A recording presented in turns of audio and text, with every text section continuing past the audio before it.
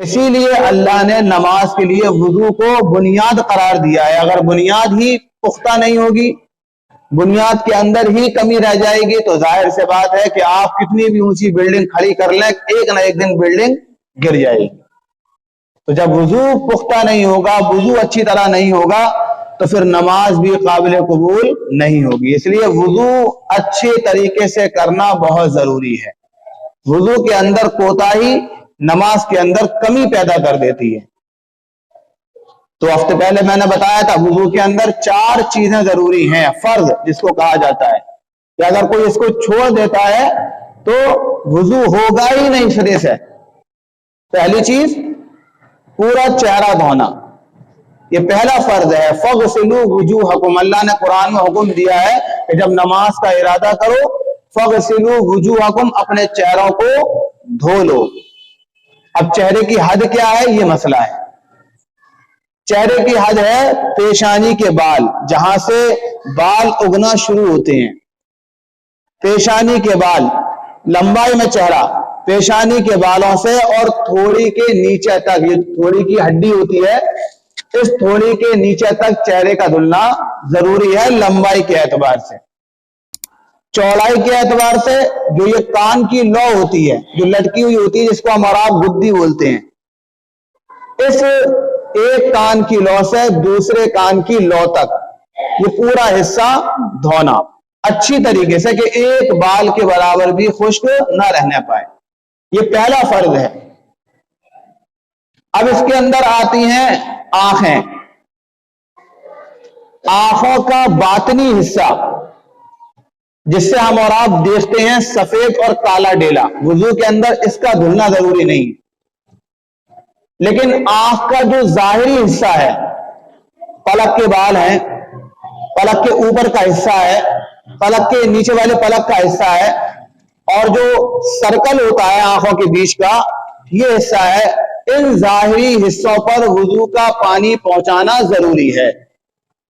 اگر کسی شخص نے ایسے ہی پانی چلو پہ لیا اور یوں ہی مار لیا اور خدا نخواستہ اتفاق سے اس کے آنکھوں کے سرکل کے اندر پانی نہیں پہنچا، یا کوئی ایک بال کے برابر جگہ سوکھی رہ گئی، تو وضو نہیں ہوگا.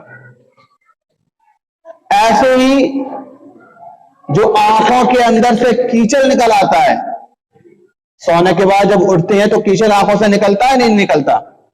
جو کیچل نکل آتا ہے، اگر وہ کیچل آنکھوں کے سائڈ سے جمع رہ گیا، کسی نے صاف نہیں کیا اور وضو کر لیا، تو ظاہر سی بات ہے جب صاف نہیں کیا اور وضو کرنے کے بعد چہرہ دھونے کے بعد بھی اگر وہ کیچل نہیں ہٹا، تو اس کے نیچے کا حصہ کیا رہ جائے گا؟ خشک رہ جائے گا. جب خشک رہ جائے گا تو نماز نہیں ہوگی، وضو اس کا مکمل نہیں ہوگا. اس لیے بہت ضروری ہے خاص طور پر فجر کی نماز میں اس بات کا خیال کرنا کہ جب ہم فجر کی نماز کے لیے وضو کریں تو اپنی آنکھوں کو اچھی طریقے سے یوں کر کے مسل لیں، تاکہ آنکھوں کے سائڈ میں جو کیچل بسا ہوا ہے، جمع ہوا ہے، وہ چھٹ جائے اور پانی آسانی سے آنکھوں کے سرکل کے اندر پہنچ جائے.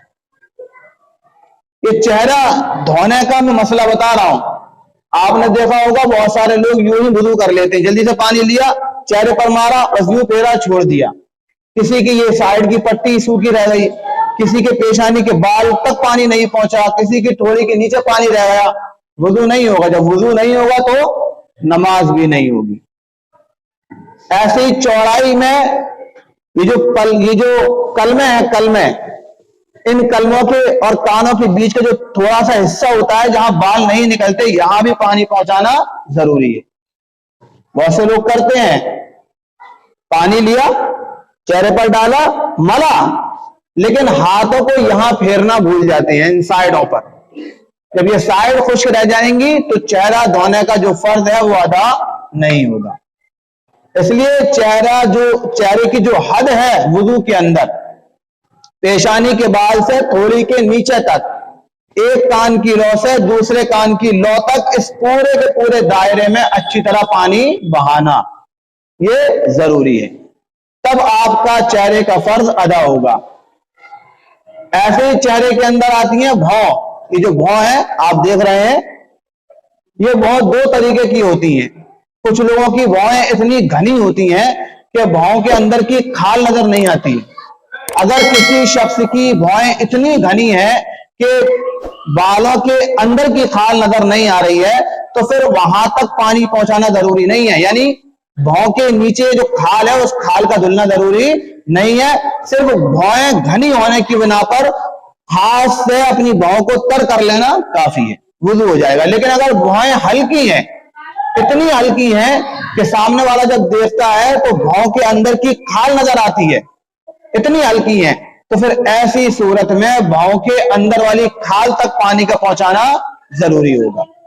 अगर नहीं पहुंचाया, कोई एक जगह अंदर खुश्क रह गई बाल के बराबर, तो फिर वुजू नहीं होगा। जब वुजू नहीं होगा तो नमाज भी नहीं होगी।